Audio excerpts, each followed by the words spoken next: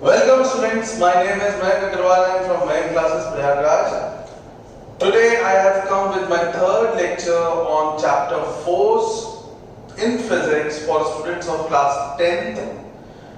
This lecture will help CBSE and ICSE students both. बच्चों, हम लोगों ने लास्ट लेक्चर में क्लियरली समझा था लीनियर मोमेंटम के बारे में, उनके अंदर चेंजेस के बारे में, फिर रेट ऑफ चेंज के बारे में, फिर कैसे वो न्यूटन सेकेंड लॉ में बदलता है और कुछ रिलेटेड ग्राफ्स। और अब हम आज जो पढ़ने जा रहे हैं वो एक कंटिन्यूएशन है और फिर ये 10th का जो कोर सिलेबस है उसमें हम स्टेप इन कर जाएंगे। तो थोड़ा बेस लेके पढ़ने से एडवांटेज होता है। कई बच्चे ये बात नहीं समझते, उनको ये लगता है कि उनके सिलेबस की बात नहीं हो रही है। देखिए, अगर सिर्फ सिलेबस पढ़ोगे जितना सिलेबस में है तो कभी भी आप अच्छा स्कोर नहीं कर सकते। जितना सिलेबस में है वो रिवीजन में पढ़ना चाहिए। पहली बार पढ़ते वक्त टॉपिक को टॉप टू बॉटम पूरा ध्यान देना चाहिए। तो जो लोग इस चीज को नहीं समझते हैं उनको थोड़ा अपने आप को चेंज करने की जरूरत है। अदरवाइज अच्छी चीजें जो सीखने वाली है वो आप मिस कर जाओगे। तो बस आपसे इतनी सी रिक्वेस्ट है, यूज हेडफोन्स। एंड अगर आपने मेरे चैनल को सब्सक्राइब नहीं किया है तो आई विल रिक्वेस्ट कि आप इसे प्लीज सब्सक्राइब करिए, बेल आइकन भी प्रेस कर दीजिए ताकि आपको नोटिफिकेशंस अगले लेक्चर के मिलते जाएं। और अपने डाउट्स अगर हैं तो उनको मेरे व्हाट्सएप नंबर 9889034667 पर पूछ सकते हैं। तो आइए हम लोग आज बढ़ते हैं इस लेक्चर में जो कि फोर्स टॉपिक में है। तो आज के लेक्चर में अभी मैंने बोर्ड पर 3 पॉइंट्स लिखे हैं और फिर उसके आगे की बात करते हैं। तो सबसे पहला पॉइंट है Newton's third law. Newton's third law ये बहुत ही सिंपल सा लॉ है जो आप सब ने पहले भी सुना है, बस उसको मैं एक बार रिवाइज कर दे रहा हूं। For every action there is equal and opposite reaction. यही तो है, for every action there is equal and opposite reaction. यहां 2 वर्ड इंपॉर्टेंट है, इक्वल एंड ऑपोजिट, ठीक है। और 2 फोर्सेस की बात हो रही है, एक्शन और रिएक्शन। एक फोर्स है जिसे एक्शन कहा जा रहा है और एक उसका रिएक्शन है, तो 2 फोर्सेस हो गई और वो दोनों आपस में मैग्नीट्यूड में इक्वल होंगी और डायरेक्शन में रिवर्स। तो इसको समझाने के लिए मैं आपको एक एग्जांपल बोल रहा हूं, ध्यान दीजिएगा। सपोज एक टेबल पर एक बॉक्स रखा हुआ है, ठीक है। वी ऑल नो इसका वेट नीचे एक्ट करता है, isn't it? W वेट, और ऊपर इसका इसे एक रिएक्शन मिलता है जिसे हम नॉर्मल रिएक्शन फोर्स कहते हैं। सबको ये बात समझ में आ रही है? तो सरफेस पर अगर कोई चीज रखी हुई है तो इसका मतलब क्या है? देखिए, फोर्स एक इंपैक्ट डालता है और अगर ये वेट ज्यादा होता, weight is also a type of force, you all know. तो वेट अगर ज्यादा इंपैक्ट डालता तो ये टेबल के जो जिस भी टॉप पे रखा है उसके अंदर चला जाएगा, नहीं हो रहा है ऐसा। और अगर रिएक्शन ज्यादा होता तो ये बाउंस कर जाता। भाई, जो फोर्स डोमिनेटिंग होगी वो अपना रोल प्ले करेगी, है कि नहीं? जैसे कि मार्कर को मैंने ऊपर फेंका, ये ऊपर क्यों गया? कि इसको डोमिनेट फोर्स किधर मिली? अप, ठीक है। तो यहां पर ये ऊपर क्यों नहीं जा रहा है? क्योंकि यहां जो रिएक्शन है वो वेट के बराबर है। तो हम लोग लिखते हैं W is equal to R। ये चीज मैग्नीट्यूड वाइज है। क्या आपको ये बात समझ में आ रही है? वेट का जो मैग्नीट्यूड है और रिएक्शन का जो मैग्नीट्यूड है वो बराबर होगा, तभी इनमें से कोई भी एक फोर्स सक्सीड नहीं हो रही है, दोनों बैलेंस हो जा रही है। अब बात आती है डायरेक्शन की। तो आप देखिए, weight is acting downwards and reaction is acting upwards, तो दे आर ऑपोजिट और नॉट। तो magnitude wise equal and direction wise opposite. तो ये एक आइडियल एग्जांपल है फॉर न्यूटन्स थर्ड लॉ। अब इसको अगर हम डायरेक्शन के साथ, बहुत से लोग पूछते हैं कि हम लोग क्या यहाँ पर वो डायरेक्शन सेंस ले सकते हैं, तो देखिए क्लास 10th में वेक्टर्स को बहुत इंपॉर्टेंस नहीं दी गई है, बस उसमें टाइप्स ऑफ क्वांटिटीज बताई जाती है। लेकिन 11th ऑनवर्ड्स आपको वेक्टर का ये नोटेशन सीखना होगा। लेकिन फिर भी मैं बता रहा हूँ, डायरेक्शन नहीं है। जैसे हमने यहाँ पर लिखा W विद एन एरो, इसका मतलब हो गया weight in its direction which is downwards, और रिएक्शन पे भी मैंने एक एरो लगा दिया, इसका मतलब क्या हो गया, रिएक्शन इन इट्स डायरेक्शन। तो क्या आप ये कह सकते हैं कि अब हम इक्वल टू साइन लगाएंगे? अगर आपने इनको इक्वल टू लिखा तो ये रॉन्ग हो जाएगा। रीजन, दोनों के डायरेक्शन सेम नहीं है, मैग्नीट्यूड तो सेम है, तो इसलिए यहां पर एक नेगेटिव साइन लगा दिया जाता है। This negative indicates the direction. जैसे हम लोग कोऑर्डिनेट ज्योमेट्री में plus X axis minus X axis plus Y axis minus Y axis बोलते हैं कि नहीं, तो वैसे ही यहां पर W और माइनस R को बोला जा रहा है, बिकॉज दोनों के डायरेक्शन ऑपोजिट है। तो माइनस साइन को वेक्टर में ऑपोजिट डायरेक्शन के लिए यूज किया जाता है। ओके, समझ में आई बात? कोई दिक्कत? तो आपको ये चीज क्लियर हो गई होगी। इसके एग्जांपल्स, रॉकेट प्रोपल्शन। रॉकेट, जब कोई भी आप चाहे पटाखे वाला रॉकेट सोचिए, चाहे जो सैटेलाइट रॉकेट यूज किया जाता है, कुछ भी, जब भी वो ऊपर उड़ता है तो नीचे उसमें गैसेस इजेक्ट होती हैं, तो जिस फोर्स से वो उसे इजेक्ट कराता है वो वैसे ही उसको ऊपर फोर्स मिलता है। क्लियर? और एग्जांपल्स, कोई भी व्हीकल, उसमें साइलेंसर होता है जिससे एक इंजन बॉम्ब के थ्रू फ्यूल को बर्न करके इजेक्ट करता है गैसेस के फॉर्म में, और व्हीकल आगे बढ़ता है। Clear? Rowing of a boat, boat को रो पीछे किया जाता है, बोट आगे जाती है।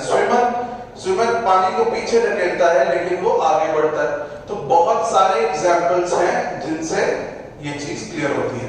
तो आपने ये देखा न्यूटन्स के जो 3 लॉ हैं, न्यूटन्स लॉज में जो हम लोग बोलते हैं 3 laws, first, second and third, तीनों काफी चीजों को बाइंड कर देते हैं। फिजिकल एक्टिविटीज को, बहुत सारे जो फोर्स रिलेटेड है उनको वो बाइंड कर देते हैं। तो इनको जानना जरूरी था। अब हम आगे बढ़ते हैं। यहां तक क्लियर हो गई बात? आगे देखते हैं। Forces in equilibrium. देखो ये वर्ड इक्विलिब्रियम आपने कई बार सुना होगा। देखो कई तरह के इक्विलिब्रियम होते हैं, स्टैटिक इक्विलिब्रियम, डायनेमिक इक्विलिब्रियम, ठीक है, केमिकल इक्विलिब्रियम, वो तो केमिस्ट्री का पार्ट है, उस पर अभी हम नहीं जा रहे हैं, अभी हम फिजिक्स में हैं, तो आपको ये समझा रहे हैं। स्टैटिक इक्विलिब्रियम का मतलब जो रुकी हुई चीज है वो अपने आप को वैसे ही बनाए रखे जब उस पे कई सारी फोर्सेस लग रही हैं। जैसे आपके सामने ये एग्जांपल था, इस ब्लॉक पे, ये जो ब्लॉक है इस पर टोटल कितनी फोर्सेस लग रही है, जो मैंने दिखाई उसके हिसाब से 2 फोर्सेस हैं, एक है वेट और एक है रिएक्शन। क्या ये दोनों फोर्सेस मिल करके जो भी मास है उसका स्टेट चेंज या उसका शेप चेंज करेंगी? सोचिए, नहीं करेगी ना। मतलब जैसे book line on a table है, बुक की जगह आप ये मार्कर समझ लीजिए, this marker is kept like this. क्या इसमें मार्कर का कोई स्टेट चेंज हो रहा है? मतलब ये रेस्ट से मोशन में आ रहा है? नहीं, और ना ही इसके शेप में कोई चेंज आ रहा है। तो फोर्स 2 तरह के काम करते हैं, आपको पता है, या तो उसका मोशन चेंज करते हैं या तो उसका शेप चेंज करते हैं। तो दोनों ही काम यहां नहीं हो रहा है। इसका मतलब ये फोर्सेस कैंसिल आउट हो जा रही हैं। तो जब स्टैटिक स्टेट में ऑब्जेक्ट है, स्टैटिक मतलब रुका हुआ, और उस केस में जो भी फोर्सेस लग रही हैं वो इनएक्टिव हो जा रही है, सारी ऐड होकर के इनएक्टिव हो जा रही है, मतलब उनका कोई रोल नहीं है। तो इसका मतलब क्या है? Forces are in equilibrium. यही चीज हम डायनेमिक इक्विलिब्रियम में बोलते हैं। उसमें ऑब्जेक्ट जब मोशन होता है, जैसे रोटेशन ऑफ अर्थ, अर्थ जो है मोशन में है कि नहीं? क्या उसके मोशन के समय में उस पर कोई फोर्स लग रही है? बिल्कुल लग रही है। कौन सी फोर्स? सन उसे पुल कर रहा है, सन उसे पुल कर रहा है। अभी आप एक टर्म सुनेंगे सेंट्रीफ्यूगल फोर्स, जो कि एक स्यूडो फोर्स है जो उस पे अवे एक्ट कर रही है। तो अर्थ पे और भी बहुत सी फोर्सेस टोटली एक्ट करती हैं। इलेक्ट्रिक फोर्स है, मैग्नेटिक फोर्स है, बहुत सारी फोर्सेस है जो अर्थ पे एक्ट करती है। लेकिन क्या उन सब की वजह से क्या उसकी रोटेशन में कोई चेंज आ रहा है? इतने दिनों से आप देख रहे हो ईयर साइकिल वही है, टाइम उसको उतना ही लगता है, अर्थ का साइज ना श्रिंक हो रहा है ना बढ़ रहा है। ठीक है, टेक्निकलिटीज पे नहीं जा रहे हैं, जो हम जानते हैं वही चीज आपको बता रहे हैं। तो इसका मतलब क्या है कि जब कोई ऑब्जेक्ट मोशन में हो और फिर भी उसके मोशन में चेंज ना आए, मतलब ना वो एक्सेलरेट हो ना वो रिटार्ड हो या उस ऑब्जेक्ट का शेप ना चेंज हो, तो उस डायनेमिक मोशन को हम क्या कहेंगे? इक्विलिब्रियम में, यानी कि डायनेमिक इक्विलिब्रियम। ओके, बात समझ गए? अर्थ के एग्जांपल से अगर ना समझ पा रहे हो तो आप अपने घर में जो फैन हो, सीलिंग फैन, उसे ऑन कर दीजिए, ठीक है, and let it gain speed, उसको एक नॉर्मल स्पीड पे आ जाने दीजिए। नाउ रेगुलेटर को चेंज नहीं करना है, ना स्विच ऑफ करना है। अगर लाइट नहीं जाती है तो if you watch the fan, what will it do? It will keep on going in the same direction with the same speed without change in its shape or motion. तो ये क्या रिप्रेजेंट करता है? Dynamic equilibrium. इसका मतलब क्या है? इस वक्त इस पे जितनी भी फोर्सेस लग रही हैं वो उस पे कोई फाइनल असर नहीं दे रही हैं, जिसकी वजह से वो अपना मोशन जैसे है वैसे कर पा रहा है। तो ये दो नाम आपने सुने, क्या?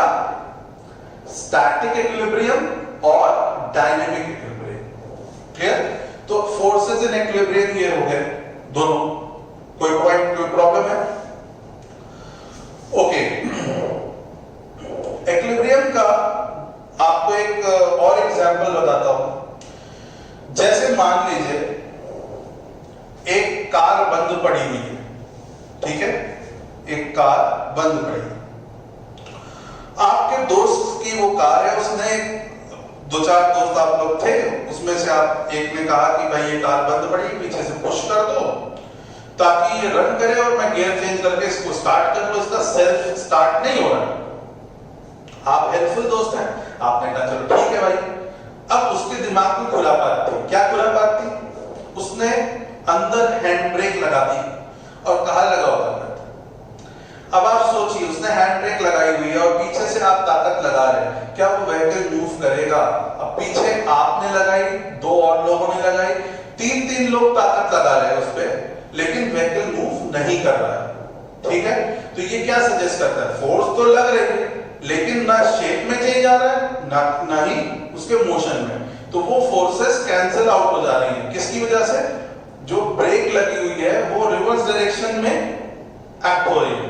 तो अगर फोर्स इस तरफ लग रही है तो ब्रेक उसको उसके अपोजिट लगती है, तो दोनों कैंसिल आउट हो जाते हैं और ऑब्जेक्ट जहां है वहीं रहता है। इसको हम इक्विलिब्रियम का एग्जांपल बोल सकते हैं। तो आप इक्विलिब्रियम को कहीं पर भी स्टडी कर सकते हो। आपके अराउंड जो भी ऑब्जेक्ट्स रखे हैं, अगर वो अपनी जगह वैसे ही पड़े हैं तो स्टैटिक इक्विलिब्रियम, और अगर कोई ऑब्जेक्ट मोशन में है और वो मोशन में ऐसे घूमता जा रहा है तो डायनेमिक इक्विलिब्रियम। होपफुली ये समझ में आ गया होगा। चलिए, अब आपको ये मैं क्लियर कर रहा हूं यहां पर कि जो पार्ट हम लोग अब पढ़ने जा रहे हैं ये पूरा का पूरा 10th ऑनवर्ड्स आपके लिए बहुत इंपॉर्टेंट है। स्कूल स्टडी में बहुत कम टीचर्स होते हैं जो इस पॉइंट को क्लास 10th में डिस्कस करते हैं। कुछ बच्चे पूछते हैं क्या इसको बिना पढ़े भी हम लोग 10th को कर सकते हैं? तो हम बोल सकते हैं कि 90% यस। 10% आपको हमेशा टॉपिक की डेप्थ में नॉलेज नहीं होगी और वैसे क्वेश्चंस में आप हमेशा फंसोगे तो उसको छोड़ देते हो तो आपके नंबर उसी के हिसाब से कम हो जाएंगे, बट पीपल आर सेटिस्फाइड। लेकिन मेरा काम लॉजिक को क्लियर करके रखना है और हर उस बच्चे की हेल्प करना है who is seeking for correct knowledge. Okay, तो जो लोग शॉर्टकट ढूंढते हैं मेरा लेक्चर उनके लिए नहीं है। ठीक है, आप उस चीज को ध्यान रखिए। शॉर्टकट्स में कुछ नहीं होने वाला, आप इस पे ध्यान दीजिए और ये समझिए कि कंपोनेंट ऑफ फोर्स क्या है। ये बहुत इंपॉर्टेंट है। तो इसको समझाने के लिए पहले मैं एक एग्जांपल ले रहा हूं, इसको आप समझो। सपोज एक सरफेस पे एक बॉक्स है, ठीक है, दिस इज अ सरफेस। अभी आपको मैं ये बोल दे रहा हूं ये सरफेस स्मूथ है, ओके, मतलब इस पे कोई फ्रिक्शन नहीं है। हम ऐसा सरफेस क्रिएट कर सकते हैं, हम ये मान के चल रहे हैं कि इस पे फ्रिक्शन नहीं है। अब यहां पर इस पे एक फोर्स लग रही है, फोर्स का डायरेक्शन ये है, this is the direction of a force named F। एक फोर्स है, कोई मान लीजिए कोई उसको एक रस्सी से खींच रहा है या किसी भी तरीके से खींच रहा है, बट आप ये सोचो ना, इस बॉक्स को खींचने के कई डायरेक्शंस हो सकते हैं, ऐसे ऐसे ऐसे, किसी भी तरफ। तो उनमें से एक डायरेक्शन हमने लिया है जो कि इस तरफ है, जो कि एक एंगल पे है, जिस एंगल को हम बोल रहे हैं थीटा। ये एंगल हॉरिजॉन्टल से, this direction is called horizontal, this is called vertical. एक बात आप समझो पहले, इस फोर्स को हमने जब इस डायरेक्शन में लगाया और यहां फ्रिक्शन नहीं है, तो ये ब्लॉक मूव तो करेगा। What are the possible directions in which block may move? What are the possible directions? आप कहेंगे हो सकता है ब्लॉक इधर जाए, हो सकता है ब्लॉक इधर जाए, कुछ कह सकते हैं कि इस फोर्स के अलोंग ही जाएगा। तो आप बताइए किस डायरेक्शन में जाएगा? क्या ये आपने कभी सोचा कि ये किस डायरेक्शन में जाएगा?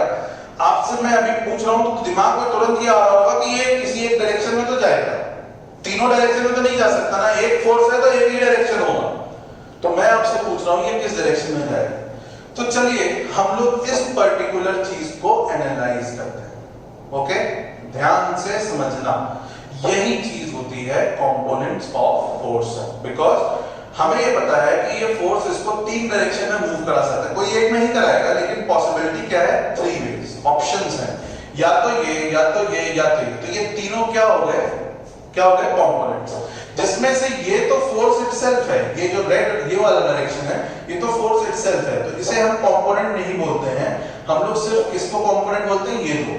तो हमेशा किसी भी फोर्स के दो कंपोनेंट होंगे, हमेशा कहीं पर भी किसी भी ऑब्जेक्ट में अगर कोई फोर्स लग रहा है तो उसके हमेशा दो कंपोनेंट होंगे। तो उस कंपोनेंट में इस डायरेक्शन को हम लोग बोलते हैं हॉरिजॉन्टल,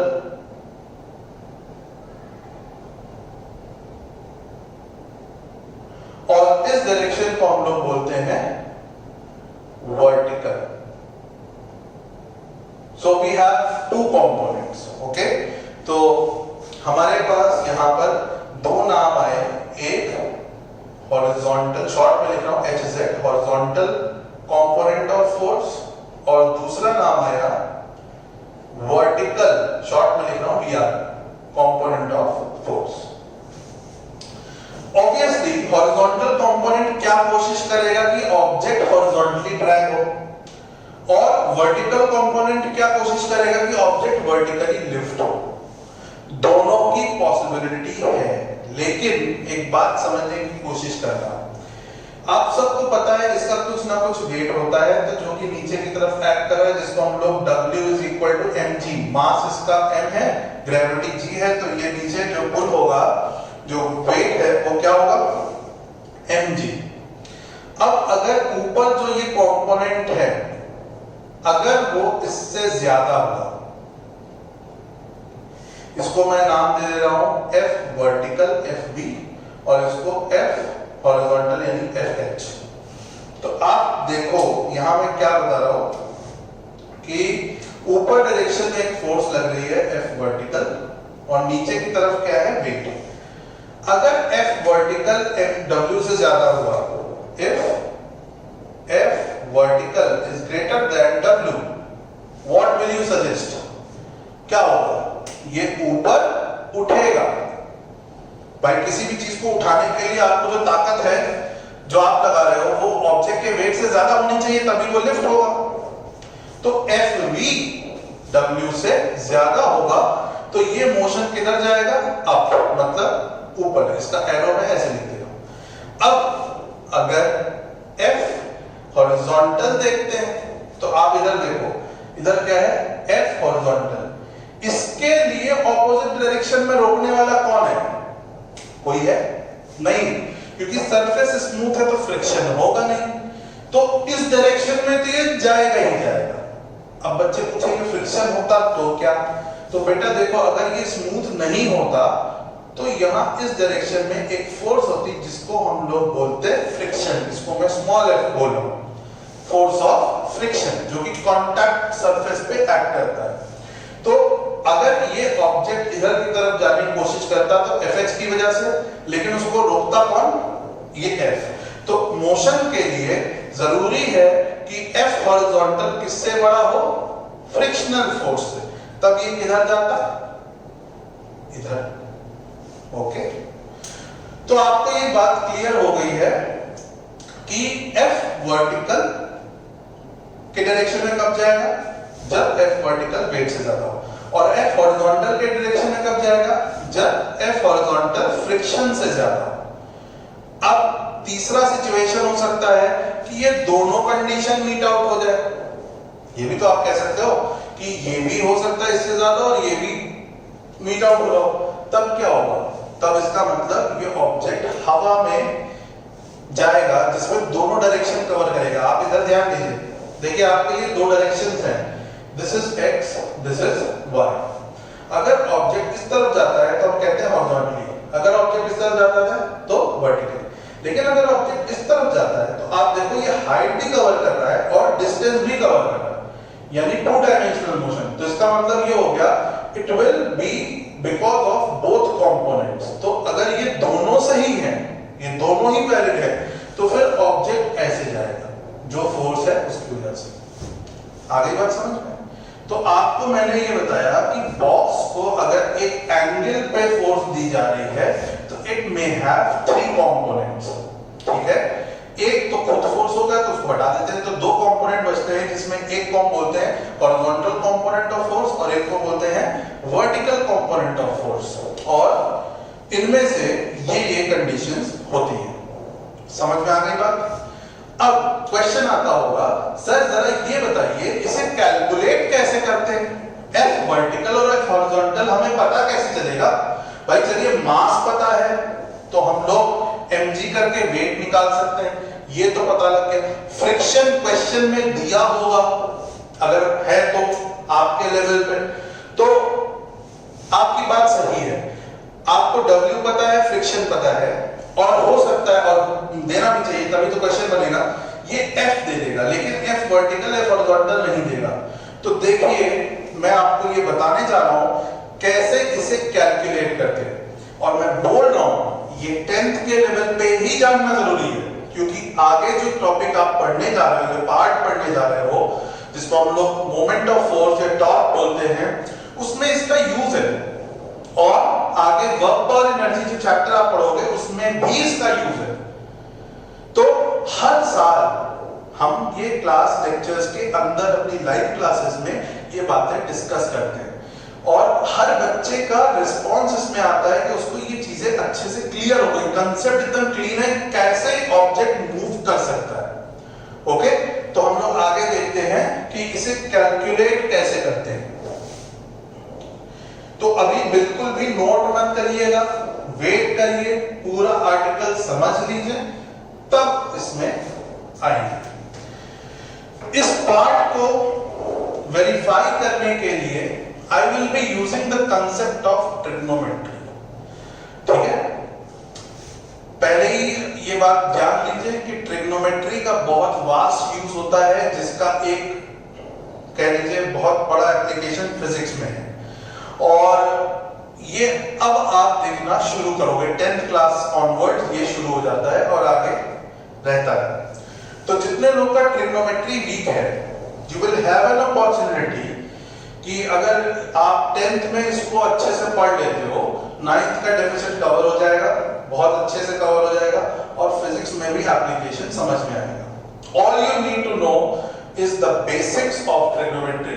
तो देखिए, ध्यान से समझिएगा। सी, हमने अभी आपको एक चीज बताई कि there is a particular direction of force. उस बॉक्स में से मैं सिर्फ उस एरो को ले रहा हूं और उसको नाम दे रहा हूं F, यही था फोर्स। और वो हॉरिजॉन्टल से एक एंगल पे लग रहा था, लेट दिस एंगल भी थीटा, ओके। और यहां पर हम लोगों ने उसको एक ऐसे बॉक्स बना दिया ये। अगर आपको ये समझ में नहीं आ रहा तो एक बार ये डायग्राम देखो कि मैंने किया क्या। ये बॉक्स था, हमने इस पे फोर्स इधर लगाई थी, ठीक है। इसमें ऊपर की तरफ F वर्टिकल था और इधर की तरफ F हॉरिजॉन्टल था, है ना। तो इसको अगर मैं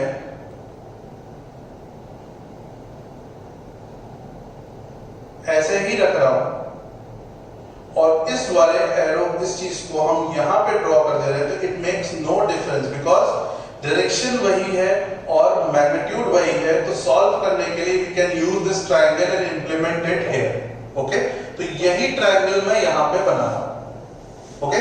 अब ध्यान दीजिएगा, ये बहुत इंपॉर्टेंट चीज है, बिल्कुल अच्छे से समझिएगा। देखिए F ये है, इसको हम क्या बोल रहे थे, F वर्टिकल। देखो अपने ज्योमेट्री में हम लोग ये डायरेक्शन को y एक्सिस बोलते हैं और ये डायरेक्शन को x बोलते हैं, तो इसलिए मैं इसको Fy बोल दे रहा हूं, यानी Fy या F वर्टिकल एक ही बात है। और इस डायरेक्शन को, यानी इस डायरेक्शन को मैं Fx बोल दे रहा हूं, जो कि F हॉरिजॉन्टल हो गया, दोनों एक ही बात है। क्या ये चीज समझ में आ रही है? ओके, नाउ देखिए, in this triangle what is sine theta? What is sine theta? देखो ये T रेशियोज है, क्लास 9th में आपने ये सुना है, और ये बताया जाता है कि ट्रायंगल, राइट एंगल ट्रायंगल में साइड्स के रेशियो को ट्रिग्नोमेट्रिक नेम दिए गए हैं, जिनमें से पहला नेम है साइन थीटा। तो ये रेशियो किसका होता है? परपेंडिकुलर और हाइपोटेन्यूज का। तो यहां देखो परपेंडिकुलर पे क्या लिखा है, Fy डिवाइडेड बाय, हॉरिजॉन्टल में सॉरी हाइपोटेन्यूज में क्या लिखा है, F, isn't it? Now if you make subject Fy, what do you get? F sin theta, isn't it? Clear है ये? तो देखिए हमारा पर्पस था to find out what is F vertical, यही तो निकालना था। तो देखिए F वर्टिकल हमने यहां पर इस ट्रायंगल की हेल्प से निकाल लिया। फिर से बता रहा हूं, साइन थीटा क्या होता है? परपेंडिकुलर ये है, परपेंडिकुलर किसे बोलते हैं? जिस साइड पे, देखो पहले तो जिस साइड पे थीटा और 90 होता है उसे बेस बोलते हैं, और ये 90 जिधर दूसरा एक और है तो उसे परपेंडिकुलर बोलते हैं, और लॉन्गेस्ट साइड को हाइपोटेन्यूज। और साइन थीटा होता है परपेंडिकुलर अपॉन हाइपोटेन्यूज। तो यहां परपेंडिकुलर Fy है और हाइपोटेन्यूज F है, तो Fy क्या आ गया? F sin theta. तो इसका मतलब ये हो गया कि जब फोर्स इस तरफ थीटा के साथ लगेगी तो फिर वर्टिकल डायरेक्शन में जो उसका इंपैक्ट आएगा वो कितना होगा? F sin थीटा, ठीक है। अब इसी ट्रायंगल में मुझे ये बताइए what is cos theta? cos theta दूसरा ट्रिग्नोमेट्रिक रेशियो है, ये किसके बीच में होता है? बेस और हाइपोटेन्यूज। तो बेस यहां क्या है? Fx, और हाइपोटेन्यूज क्या है? वही F, isn't it? तो इसमें Fx को अगर हम सब्जेक्ट बनाते हैं तो this becomes F into cos theta. So this provides us Fx. Fx क्या था? Horizontal component of force. तो आप ये देखिए कि इस ट्रायंगल में हमें ये थीटा दिया था और ये फोर्स दिया था, और हमको Fh और Fv नहीं पता थे। तो अगर आप इस पर्टिकुलर कंपोनेंट को निकालना चाहते हैं तो इसको आप क्या बोलेंगे? F cos theta. और अगर इस कंपोनेंट को निकालना चाहते हैं तो क्या बोलेंगे? F sin theta. हमेशा याद रखिएगा ये दो कंपोनेंट्स हैं जो बार बार काम आएंगे हर लेक्चर में। आगे 11th में तो इसमें से भरा पड़ा है, लेकिन आप अब इसमें क्लास 10th में आपके लिए जो आगे हम पढ़ने जा रहे हैं टॉर्क, उसमें वर्क बाय एनर्जी, ये दो चैप्टर्स में इसका यूज है। तो होपफुली आपको कंपोनेंट्स ऑफ फोर्स समझ में आ गया होगा। ओके, एक एग्जांपल लेता हूं और कुछ पॉइंट्स बताता हूं ताकि आपको ये चीज क्लियर हो जाए न्यूमेरिकली, वैल्यू वाइज। तो अगर मैं ये बोल देता हूं कि F इज 100 न्यूटन, मतलब ये तरफ जो फोर्स लग रही है वो क्या है, 100 न्यूटन। मास ऑफ ऑब्जेक्ट, जो ब्लॉक है उसका मास है से 5 kg, it is 5 kg। G आपको यूज करना है 10 मीटर पर सेकेंड स्क्वायर। ओके, और थीटा आपको दिया गया है से 30 डिग्रीज। थीटा एंगल आपको दिया गया है 30 degrees.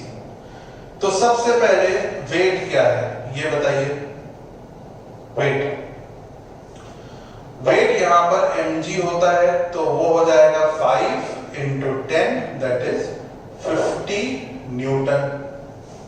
Okay, second, what is Fx? Fx मतलब अभी आपको समझाया, अगर Fx निकालना मतलब हॉरिजॉन्टल कंपोनेंट ऑफ फोर्स निकालना है तो क्या निकालना होगा, F cos थीटा, यानी कि F is 100 into cos of 30 degree, that is equal to 100 into root 3 by 2.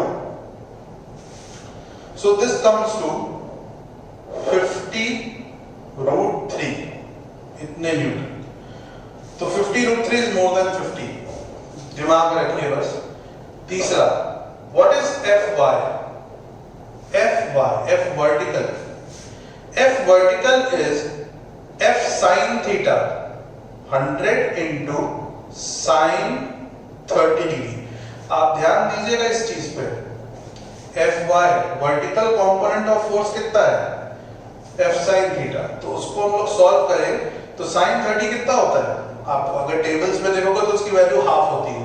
तो ये आ जाएगा 100 into 1/2 equal to 50 newton. Okay, clear? तो अब आप ध्यान दो, जो पहले बताया था वो भी इसमें क्लियर हो जाएगा। अगर आपसे मैं पूछूं, ये क्वेश्चन बोर्ड्स में आ चुका है, जिस तरह का मैं कंडक्ट कर रहा हूं ये बोर्ड्स में ऑलरेडी आ चुका है, इसलिए आप इसको अटेंशन दीजिए। पूछा ये गया था, पहले तो हॉरिजॉन्टल और वर्टिकल कंपोनेंट पूछे थे, फिर ये पूछा गया था कि क्या ये लिफ्ट होगा। तो अब आप बताओ वेट क्या है, वेट इज 50 न्यूटन। किस तरफ होता है ये, डाउनवर्ड्स। फिर उसके बाद इसका यहां पर अगर W है तो ऊपर की तरफ क्या है, F sin थीटा, वो Fy होता है, वो कितना आ रहा है 50 न्यूटन। तो ये ऊपर की तरफ है। तो आप ये बताओ W और Fy में क्या रिलेशन हुआ, W is equal to Fy ना, W is equal to Fy। इसका मतलब ये एक्शन और रिएक्शन बराबर हो गया, यानी ऑब्जेक्ट टेबल पर ही बना रहेगा, उठेगा नहीं। आई बात समझ में? तो ये वर्टिकल डायरेक्शन में तो नहीं जाएगा, यानी ऊपर के डायरेक्शन में नहीं जाएगा।